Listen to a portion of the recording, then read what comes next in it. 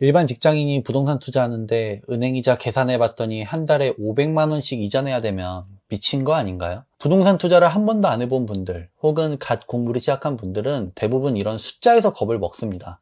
아니, 이자를 이렇게 많이 내는데 이거 삐끗하면 망하는 거 아닌가? 맞는 말처럼 들리죠. 그리고 실제로도 이게 위험한 투자일 수 있습니다. 하지만 오늘 이야기해 볼 건 바로 그 반대예요. 그 많은 대출을 끌어안고도 한 달에 수백만 원 이자를 내면서도 왜 투자자들은 이런 대출 받는 걸 무서워하지 않을까요?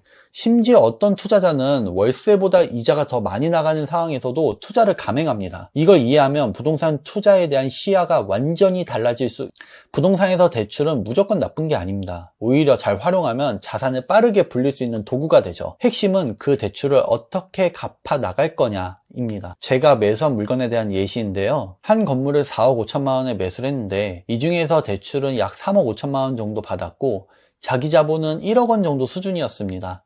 그런데 이 건물에서 나오는 월세 수익은 공실 없이 운영하면 약 770만 원이 넘어섰죠. 은행이자는 매달 150, 160만 원 정도였고 관리비 등을 빼고도 돈이 엄청나게 남았죠. 제 월급보다 월세가 더 많이 남게 됐으니까요.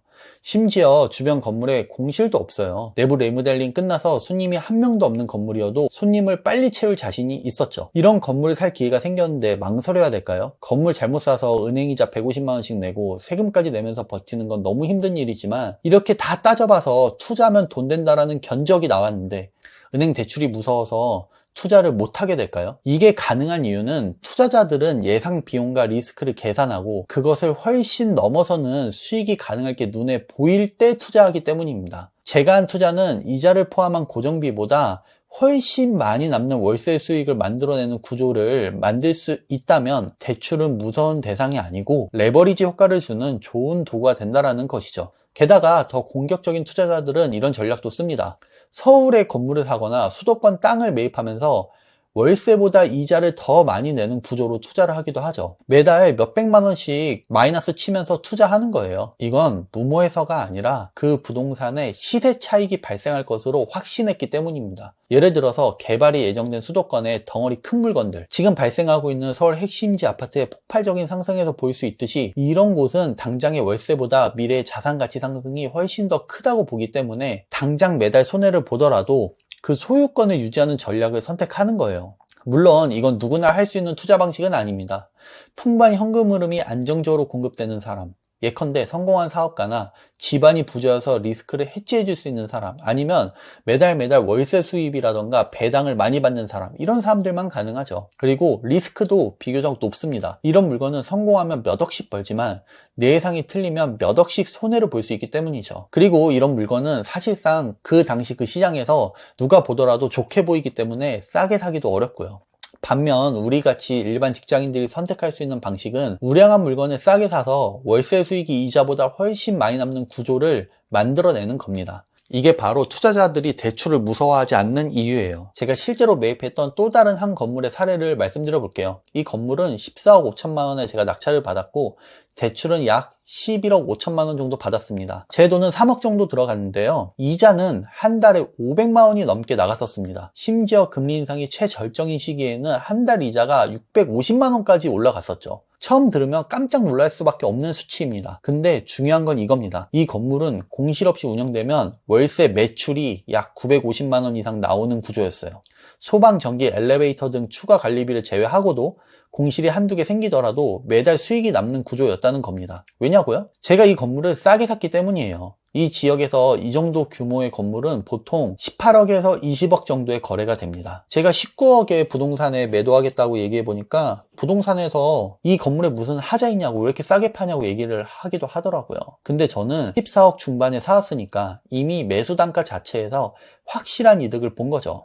싸게 사면 뭐가 좋냐고요? 첫 번째로 월세 수익률이 확 뛰어요. 같은 월세라도 매입가가 낮으면 수익률이 올라갑니다. 두 번째로 매도할 때 훨씬 유리해요. 시장 가격보다 싸게 사면 가격이 조금만 올라가도 수익률이 확 뛰죠. 이거는 가격이 정체되어도 나는 싸게 샀기 때문에 금매 가격으로 팔더라도 이 구간일 수밖에 없어요. 싸게 사서 월세가 이자를 훨씬 초과하는 구조를 만든다는 것. 이게 투자자의 무기이자 공포를 없애주는 장치입니다. 여기까지 이야기하면 이자보다 월세가 많이 나오면 무조건 안전한 투자 아니야? 라고 단순하게 보시는 분들이 계실 거예요. 하지만 실제로 투자에 들어가면 이것보다는 좀 더 많은 변수가 존재하긴 합니다. 가장 먼저 말씀드리고 싶은 건 이 구조가 처음부터 완성되는 건 아니라는 겁니다. 특히 경매로 건물을 낙찰받았을 때에는 이런 상황이 자주 발생하는데요. 세입자가 하나도 없는 상태에서 직접 리모델링을 해야 되고 처음부터 세입자를 다시 채워나가야 되는 구조. 이 말은 즉 세입자가 0명일 때에도 이자는 계속 나간다는 겁니다. 제가 아까 말씀드렸죠? 최대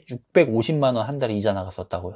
그러면 리모델링 끝나고 세입자가 꽉 차기 전까지는 매달 수입 없이 500만 원에서 650만 원 정도의 이자를 제가 감당했었어야 됐다라는 거죠. 이게 바로 대부분의 사람들이 겁먹는 지점이에요. 그래서 이런 투자는 특히나 직장인이 유리합니다. 이럴 때 바로 빚을 바라는 게 월급이라는 안정적인 현금 흐름이죠. 월급이 있으면 최소한 이자 부담을 감당할 수 있고 리모델링과 초기 공시를 여유 있게 버티면서 세입자를 받을 수 있는 거죠. 그래서 저는 항상 이렇게 얘기합니다. 경매던 금매던 처음부터 공시를 채우는 구조라면 직장인이 진짜 유리하다라는 거죠. 게다가 공시를 줄이기 위한 또 하나의 전략이 있습니다. 바로 수요 많은 지역을 고르는 것이에요. 예를 들어서 지방이더라도 인근에 병원, 회사, 공장, 대학교가 있고 자취 수요가 풍부한 지역이라면 리모델링 후에 세입자를 받는 기간이 엄청 짧아요. 손익분기 전까지 빨리 도달하고 공실 부담도 거의 없죠. 반대로 공실이 많은 동네는 아무리 만실의 경우에 받는 월세가 은행 이자보다 크더라도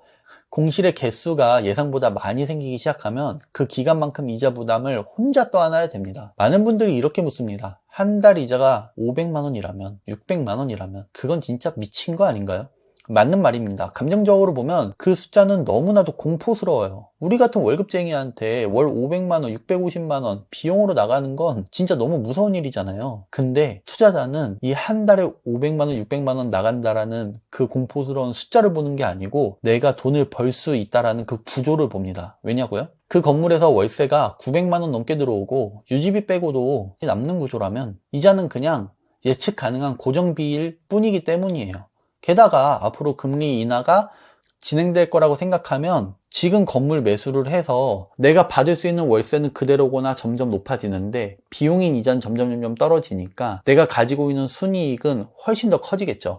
이렇게 매달 월세 받으면서 유지하다가 내 건물을 매수를 원하는 손님이 있으면 차익 보고 건물 팔면 되잖아요. 투자자는 겁이 없어서가 아니고요. 계산이 되어 있어서 이런 대출을 받아서 건물을 사는 겁니다. 부동산을 사는 거예요. 오히려 두려운 감정이 휘둘릴수록 투자 타이밍을 놓치고 싸게 살 수 있는 기회도 놓치게 되죠. 게다가 대출도 마찬가지예요. 무작정 많이 받는 게 아니고요. 수익이 이자를 얼마나 초과하는지, 공실이 얼마까지 생겼을 때 내가 감당할 수 있을지, 유지비, 세금, 수리비를 다 감안해도 수익이 남는지, 금리가 갑자기 확 올라도 충분히 수익권일지, 이 모든 거를 시뮬레이션 한 후에 투자자는 움직이는 겁니다. 그리고 이러한 구조는 지금도 만들 수 있습니다. 싸게 살 수 있는 경매나 금매 물건을 찾고 공실 없는 동네를 고르고 간단한 내부 리모델링한 후에 수익이 남는 구조를 설계하면 누구든 이자 500, 600만 원도 안 무서워하는 투자자가 될 수 있어요. 그러니까 기억하세요. 부동산이 무서운 게 아니고요. 이렇게 꼼꼼히 안 따져보고 매수하는 게 무서운 겁니다. 이걸 이해하고 감정이 아닌 숫자로 판단할 수 있게 된다면 여러분도 두려움 없이 한 발짝 나아갈 수 있을 거예요. 여러분도 이렇게 일반 직장인이 아닌 투자자의 방법과 마인드를 가지고 싶으시다면 제 영상에 구독과 좋아요를 눌러주세요. 여러분의 유튜브 채널에 저의 영상이 더 쉽게 노출될 겁니다. 오늘도 함께 시간 보내주셔서 감사합니다.